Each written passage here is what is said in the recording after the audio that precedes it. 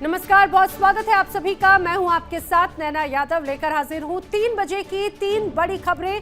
आपको बताएंगे आज क्या है महत्वपूर्ण। बात करेंगे यूपी की। उत्तर प्रदेश विधानसभा का सत्र शुरू हुआ और इस सत्र में पहले दिन ही राम मंदिर का मुद्दा गरजता हुआ नजर आया। तो मुख्यमंत्री योगी आदित्यनाथ ने विपक्ष पर जमकर निशाना साधा। समाजवादी पार्टी पर ऐसा प्रहार किया कि सदन में सियासी तापमान कई डिग्री बढ़ गया। राम भक्त या मंदिर निर्माण, चढ़ावे के मुद्दे पर योगी ने विपक्ष को भी सीधे कटघरे में खड़ा किया। वहीं जिस पप्पू यादव के साधु वेश और राम मंदिर आंदोलन को लेकर सियासत गरमाई थी, उसी पर अब विपक्ष के भीतर से भी सवाल उठने लगे हैं। सपा के वरिष्ठ नेता राम गोपाल यादव ने पप्पू यादव के मंचन पर विरोध के तरीके पर सवाल उठाए, घटनाक्रम को गलत करार दिया। यानी सवाल ये कि सत्ता बनाम विपक्ष का नहीं है सवाल, बल्कि विपक्ष के भीतर उठ रही आवाजों का भी है।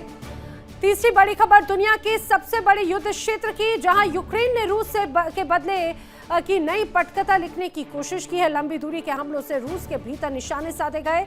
दावा है तेल ठिकाने और रणनीतिक सैन्य ढांचों को निशाना बनाया गया है। ये मान के चलिए तीनों बड़ी खबरें इस समय की बड़ी अहम खबर है। बताएंगे आपको एक एक तस्वीर विस्तार के साथ।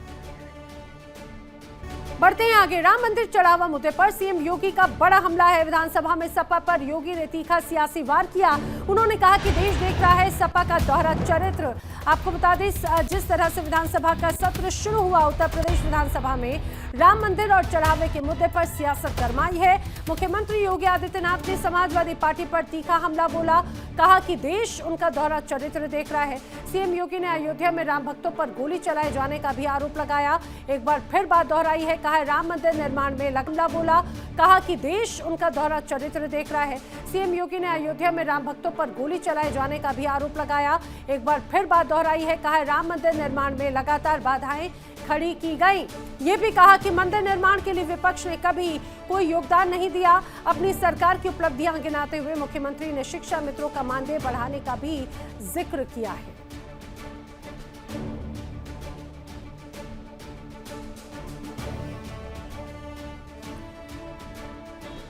अयोध्या के मुद्दे को वे लोग उठा रहे हैं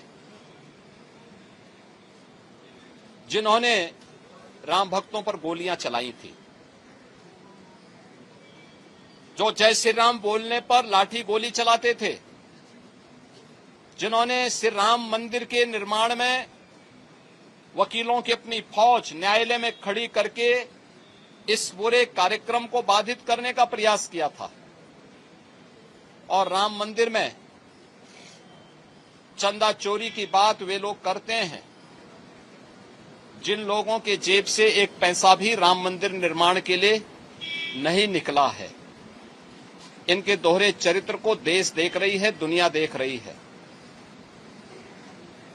मैं आज के इस अवसर पर सभी माननीय जनप्रतिनिधियों से इस बारे में कहूंगा कि वे सदन में एक स्वस्थ चर्चा परिचर्चा को बनाए रखने के लिए कार्य करें।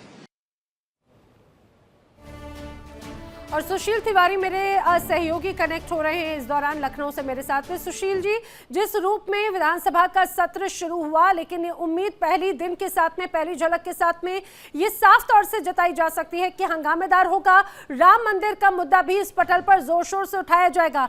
सीएम योगी आदित्यनाथ के इस भाषण से या फिर विपक्ष को निशाने पर जो लिया गया उससे स्पष्ट हो जाता है।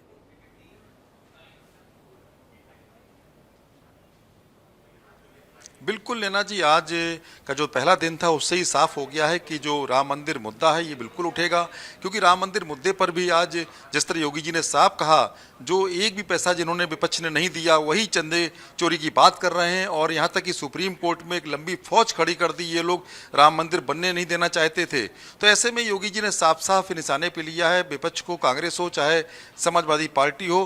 तो ऐसे में योगी जी का रुख साफ है कि वो कहीं ना कहीं बिल्कुल झुकेंगे नहीं। और साथ में जो समाजवादी पार्टी है उसने आज जिस तरह वहाँ पर सुबह हंगामा किया, तमाम झंडे लेकर आ गए और तमाम जो एक नाटकीय रूप देने की कोशिश की, तो कहीं ना कहीं वो एक माहौल से लगता है कि जो पूरा जो मानसून सत्र हंगामेदार हो सकता है, क्योंकि कल से ये शुरू होगा, आज से शुरू हो चुका है, लेकिन कल उसका दूसरा दिन होगा, तो दूसरे दिन तमाम अनुपूरक बजट पेश किया जाएगा। तो इस दौरान वहां पर इस तरह का हंगामा देखने को मिल सकता है। ठीक है, हंगामा तो रहेगा, लेकिन अनुपूरक बजट के साथ में प्रदेशवासियों को भी क्या कोई उम्मीद, कोई राहत मिलने वाली है? ये सत्र जनता के लिए कितना महत्वपूर्ण है?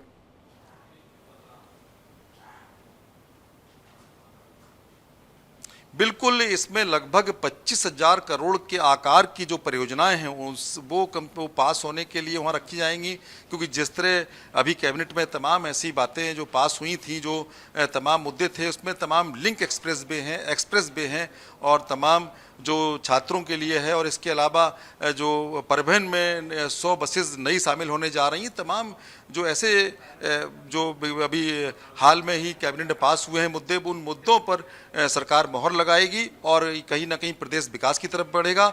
इसीलिए कल का जो अनुपूरक बजट है पेश किया जाएगा, जिसका आकार लगभग 25,000 करोड़ से ज़्यादा है। नैना जी, ठीक है, जानकारी के लिए सुशील आपका शुक्रिया। तो सुशील तिवारी मेरे सहयोगी बता रहे हैं कि इस बार का सत्र तो हंगामेदार है, लेकिन सीएम योगी आदित्यनाथ का जो रुख है विपक्ष को लेकर, वो भी इस पूरे माहौल को और भी ज्यादा गर्मा देता है। चलिए बढ़ते हैं आगे, बात कर लेते हैं लोकसभा की सदन की कार्रवाई की, जो लगातार हंगामेदार है और उसमें बहुत बड़ा रोल रहा पप्पू यादव का। पप्पू यादव ने प्रदर्शन किया, विपक्ष में भी अब उनके उस प्रदर्शन को लेकर सवाल उठते हुए नजर आते हैं। पप्पू यादव के विरोध प्रदर्शन पर समाजवादी पार्टी के सीनियर लीडर रामगोपाल यादव ने भी बयान दिया है। उन्होंने सवाल खड़े किए, चढ़ावा चोरी से संत समाज का कोई लेना देना नहीं था। पप्पू यादव ने जो विरोध का तरीका अपनाया वो गलत था, ये कहना है रामगोपाल यादव का। अयोध्या के राम मंदिर में चढ़ावा विवाद जिस तरह से गरमा रहा है, सियासत लगातार जोरों पर गरमाती हुई नजर आती है, उसको लेकर विरोध प्रदर्शन करने वाले सांसद पप्पू यादव विपक्ष के भीतर भी सवालों के घेरे में हैं। समाजवादी पार्टी के नेता की तरफ से सवाल उठाए गए। साधु वेश धारण करने के तरीके पर रामगोपाल यादव की तरफ से आपत्ति जताई गई है। उन्होंने कहा कि संत समाज का चढ़ावा चोरी या फिर किसी भी तरह की अनियमितता से कोई लेना देना नहीं, इसीलिए पूरे संत समाज को इस विवाद में घसीटना सरासर गलत है।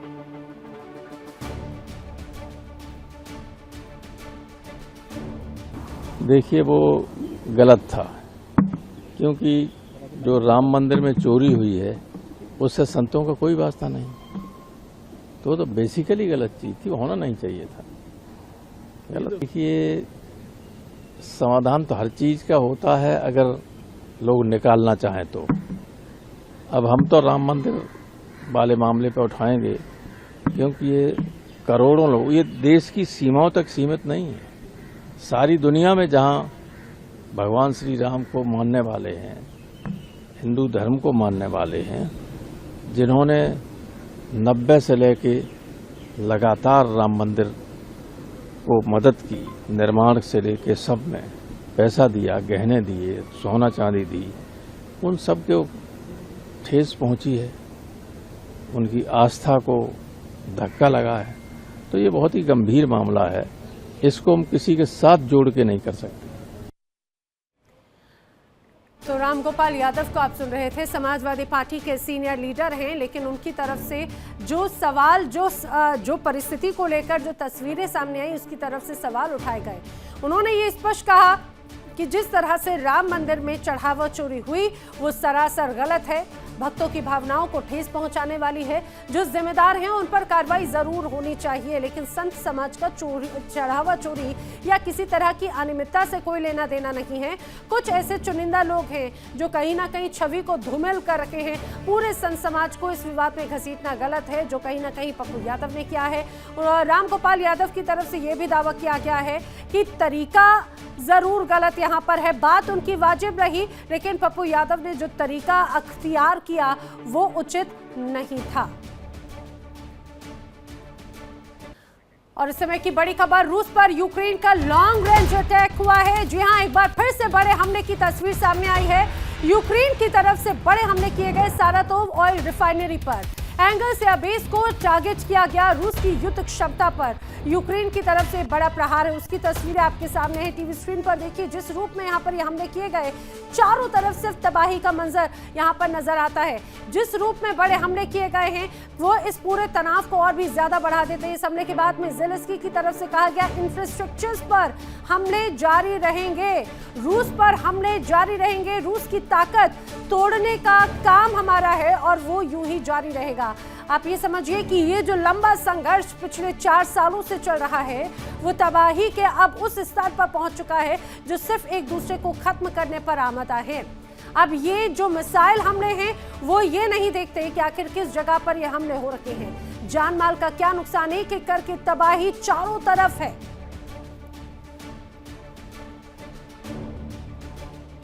वक्त एक छोटे से ब्रेक का, जल्द हासिल होंगे।